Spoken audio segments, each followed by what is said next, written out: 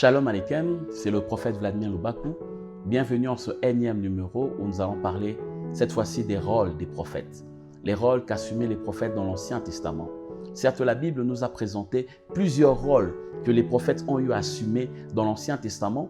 Nous ne serons peut-être pas en une séance ou en une succession de numéros définir convenablement quels sont les rôles que les prophètes ont joués dans l'Ancien Testament, mais nous les prendrons à la volée d'une manière non exhaustive pour nous présenter un peu ce que étaient les prophètes ainsi que leur rôle dans l'Ancien Testament. Eh bien, la Bible nous a présenté que les prophètes étaient ces personnes qui transmettaient ce qu'on appelle le Neum Asher. Le Neum Asher. C'est une expression qui paraît peut-être saugrenue pour quelqu'un, mais cette expression signifie en réalité en français « oracle de l'Éternel ». Tout prophète avait la capacité de transmettre un oracle de l'Éternel. Mais cet oracle de l'Éternel avait une grande différence. L'oracle n'était pas seulement prononcé en termes de paroles, mais l'oracle pouvait être aussi précédé en termes de gestes. Mais lorsque nous prenons le mot « Neum », le terme « Neum », dans cette expression « Neum Asher » qui veut dire « oracle de l'Éternel », ce terme « Neum » en hébreu signifie une déclaration officielle et solennelle que Dieu fait en prenant pour témoin lui-même ainsi que la parole qu'il prononce.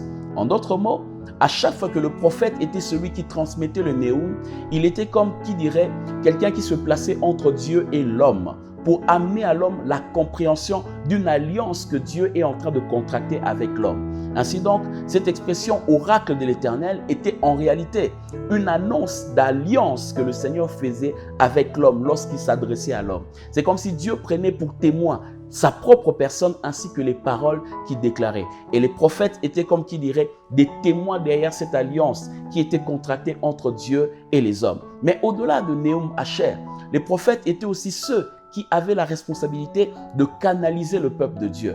Oui, vous allez constater avec moi que l'une des fonctions qu'exerçaient les prophètes était comme qui dirait, entre guillemets, une fonction divinatoire. Quand on parle d'une fonction divinatoire, ça veut dire que le prophète était considéré comme un devin, chez qui l'on devait venir pour consulter sur certaines réalités pratiques de la vie de tous les jours. L'exemple type, vous allez le lire dans 1 Samuel chapitre 9, vous allez constater comment, après avoir perdu les ânesses de son père, Saül et son serviteur sont allés consulter le prophète afin que ce dernier leur donne l'orientation de là où étaient les ânesses et comment retourner chez eux parce qu'ils étaient égarés. Une autre fonction que devaient exercer les prophètes, c'est que les prophètes étaient ceux qui devraient être le pont entre Dieu et les hommes. J'ai expliqué cela la dernière fois en faisant comprendre qu'ils avaient la responsabilité en tant qu'expression de prophétesse. Pro qui veut dire devant, prophétesse qui veut dire celui qui est appelé à être devant. Ça veut dire ils se tiennent devant Dieu pour écouter ce que Dieu dit et ils se retournent pour se tenir devant les hommes afin de communiquer aux hommes ce que Dieu a dit.